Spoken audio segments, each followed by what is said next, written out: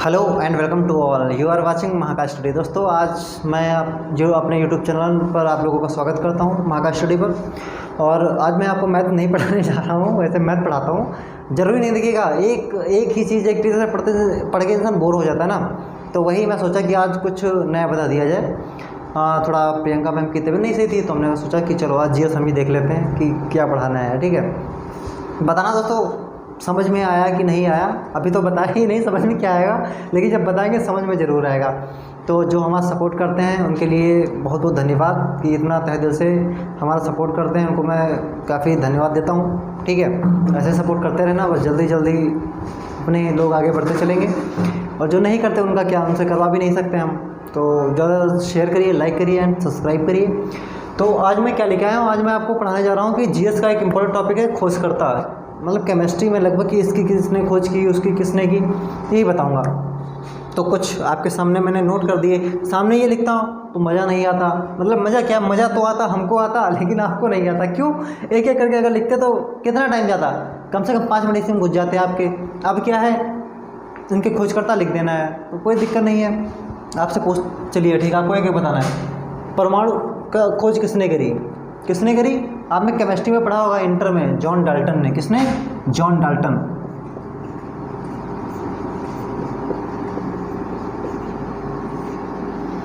कब करी?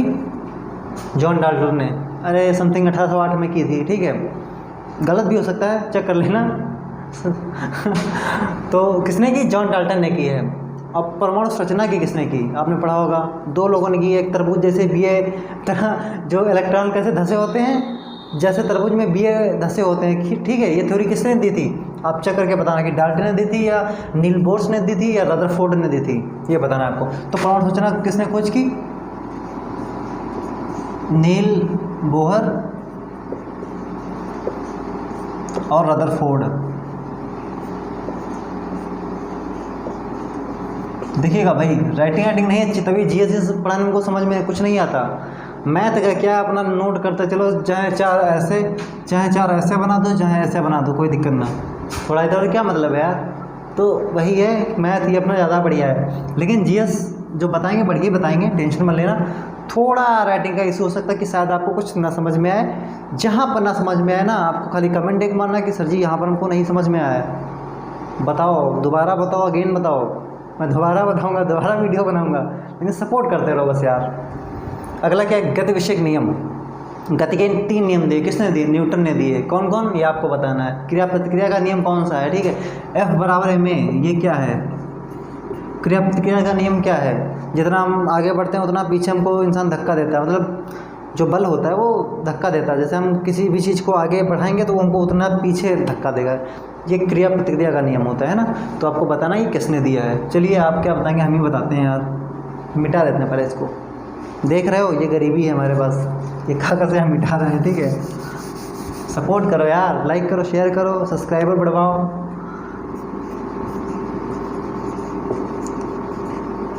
न्यूटन किसने खोज करी? न्यूटन। न्यूटन के बड़े भाई कौन? टनाटन। उन्होंने किसकी खोज की बताओ। चलिए ठीक है, न्यूटन के भाई जो टनाटन थे, उन्होंने एक नियम दिया था। क्या दिया था पता है? कि इंसान पत्थर पर तो बैठ सकता है, इंसान पत्थर पर तो बैठ सकता है, लेकिन सुई की नोक पर नहीं बैठ सकता। हाँ, समझ में आया? ये किसने दिया? टनाटन, न्यूटन के भाई ने। चलिए, मजाक की बात थी, सच मत मान लेना, हमने सोचा को सुना दिया जाए। तो ये न्यूटन हो गया। रेडियो एक्टिविटी की खोज किसने की? बताओ भाई, मैडम क्यूरी या हेनरी बैकुलर? आपको बताना है। चलिए मैं ही बता देता हूँ, आप क्या बताएंगे। हेनरी बैकुलर ने की।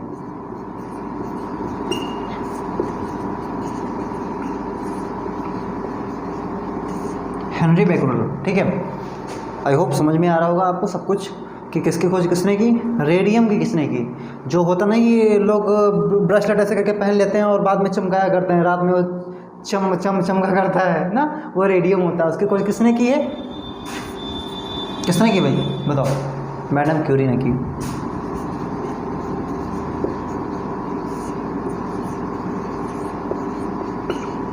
किसने की भाई? मैडम क्यूरी ने की। आई होप आपको हर एक बात धीरे धीरे समझ में आ रही होगी। मैं थोड़ा धीरे लेके चल रहा हूँ वैसे मैं बहुत जल्दी बिल्कुल एक्सप्रेस की तरह भागता हूँ, लेकिन मैं सोच रहा हूँ आपको अच्छा समझ में आए, तो मैं धीरे धीरे बता रहा हूँ आज।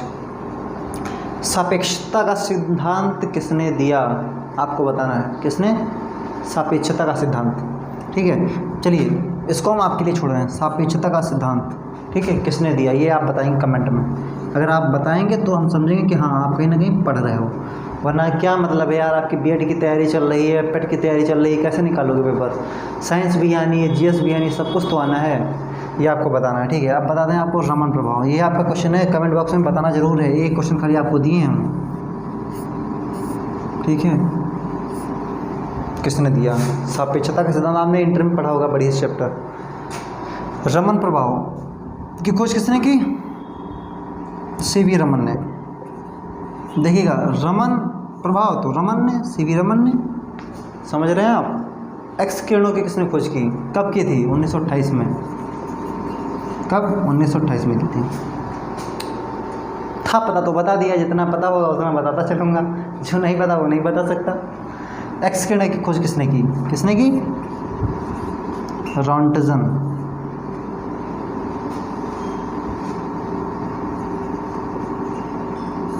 किसने की? रॉन्टजन।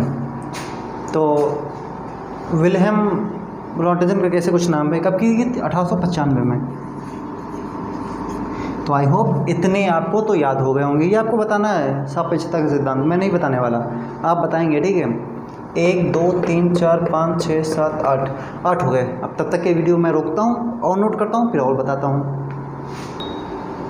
ठीक है दोस्त, ये कुछ और मैंने आपके सामने लिखे जो बहुत ज़्यादा इंपॉर्टेंट है, हर बार पूछे जाते हैं लगभग। मैंने वही नोट किए हैं जो लगभग पूछे जाते हैं, ठीक है। ऐसे कोई नोट नहीं किए कि जो इम्पोर्टेंट ना हो। तो आपको 1 बाय 1 हर एक चीज़ पढ़ते चलना है, जहाँ पर समझ में ना आए तो बताना है।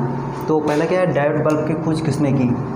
तो डायोड बल्ब की खोज किसने की ये आपको बताना है, किसने की। हाँ बताएंगे या मैं बताऊँ? कौन बताएगा? चलिए ये मैं आपके लिए भी छोड़ता हूँ कि डायोड बल्ब की खोज किसने की। आपको सर्च करके कैसे भी पता करके बताना है। क्या बताना है? कि डायोड बल्ब की खोज किसने की। यहाँ पर ये कमेंट बॉक्स बना दिया मैंने, इसी में डालना है कि यहाँ ना जाने पाए, ठीक है। सर्च करना, ढूंढना पता चले ना, तो इसमें इतना बोल देना कमेंट में मुझे नहीं पता, आपको बताया जाएगा। तैरने का नियम किसने दिया है? कि तैरना, भाई इंसान कैसे तैरता है, नाव कैसे तैरती है, तो ये बताया आपका आर्किमिडीज जी ने। कौन? आर्किमिडीज। ये वैज्ञानिक थे, आर्किमिडीज। कौन थे? वैज्ञानिक, आर्किमिडीज ने खोज करी। विद्युत आकर्षण का नियम किसने दिया? तो एक वैज्ञानिक थे, कूलम्ब। कौन थे? कूलम्ब।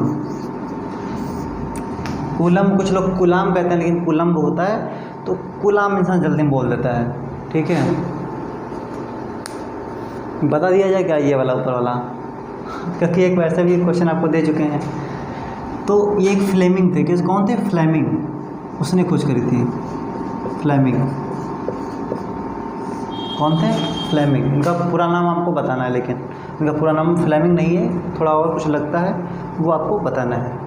कुछ जीएस फ्लेमिंग होता है शायद, जीएस फ्लेमिंग, ठीक है। तो फुल नाम इनका देख लेना कि क्या है, आप मुझे भी बताना, मतलब कमेंट में डाल देना, तब मुझे लगेगा कि हाँ कहीं ना कहीं आप लोग पढ़ने वाले लोग हो कि पढ़ते हो, मतलब इंटरेस्ट रखते हो पढ़ाई में। आवाज़ सारणी की खोज किसने की? ये तो आपको पता ही होगा, सबको पता होगा। या तो राइटिंग का मारा हुआ हूँ मैं, राइटिंग कभी नहीं सुधरी हमारी, और सब सुधर गया, हम ना सुधरेगी भी, छींटे टांगे बनती रहती हैं। विद्युत प्रतिरोध का नियम किसने किया? तो ये आपके थे, सॉरी ये आपके थे जीएस फ्लेमिंग, ये आपके थे जीएस फ्लेमिंग, ठीक है। इनका मतलब यही नाम है शॉर्टकट। और इनका क्या नाम, जो विद्युत प्रतिरोध का जो है, इनका नाम है जेएस फ्लेमिंग, सॉरी फ्लेमिंग नहीं, जेएस ओम फ्लेमिंग बता रहे यार, मतलब वो वाला याद रह गया तो मैंने वही बोल दिया। वो है जीएस फ्लेमिंग, ये है जेएस फ्लेमिंग, खाली इतना अंतर है, इतना याद रखना आपको। और आगे अगला क्या कह रहा है? क्वांटम सिद्धांत। क्वांटम सिद्धांत आपने 12th में पढ़ा होगा, केमिस्ट्री में बढ़िया लेसन था। और कहीं ना कहीं इसके जो वो थे क्वेश्चन होते ना न्यूमेरिकल, वो भी लगाने पड़ते हैं बढ़िया, लेकिन हमें सर जी इतने बढ़िया थे जो केमिस्ट्री पढ़ाते थे, सच सच बोल रहा हूँ, कितनी अच्छी पढ़ाते थे कि हर व्यक्ति नंबर बहुत ज़्यादा लाया था। मेरे खुद इंटर में नंबर कितने थे, 96 थे, 96। खाली कहीं ना कहीं 4 नंबर कट गए थे। आप समझ सकते हो यार, 35-35 का पेपर हुआ था, 35-35 का पेपर 2016 की मैं बात कर रहा हूँ। 35-35 के 2 पेपर हुए थे, 70 नंबर से। 30 नंबर तो स्कूल से ही मिल जाते हैं, सबको मिल जाते हैं, हमको भी मिले भाई, ठीक है, वो तो फ्री के ही माने जाते हैं। लेकिन ये जो 35-35 के 2 पेपर हुए थे, 35-35, इतनी अच्छी, संजीव वाजपेयी नाम है सर जी का, बहुत बढ़िया पढ़ाते हैं वो केमिस्ट्री हमारे मिश्रिक में। 35 में से हमारे दोनों में नंबर आए थे 32-32, सॉरी 33-33। अब आपको शायद भरोसा ना हो कि यार लाए हैं या हाँक ही रहे हैं, वो बात अलग है, आप कुछ जो सोचना सोच सकते हो। लेकिन मैं सर की तारीफ़ कर रहा हूँ कि इतना अच्छा वो पढ़ाते हैं, कि पढ़ाते ज़रूर वो थोड़ा है, लेकिन आपको जितना आप कोचिंग में पढ़ के जाते हो ना, उतना आपको रट ही जाता है, ऐसा वो पढ़ाते हैं, समझ लो। तो बहुत अच्छे सर जी हैं। तो कहाँ पढ़ते हैं हम, जे.एस. ओम। तो प्रतिरोध की खोज किसने की, जे.एस. ओम। तो क्वांटम सिद्धांत, ठीक है।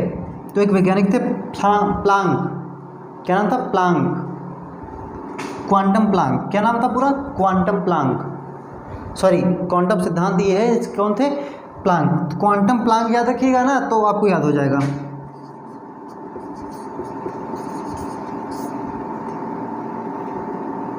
प्लांक, ठीक है, ये वैज्ञानिक के नेम है, पता चलना ये अजीब गरीब नाम, ये क्या है क्या है नहीं समझ में आ रहा होगा, ये विदेशी लोग हैं भाई, विदेशियों के ऐसे ही नाम होते हैं ना हमेशा।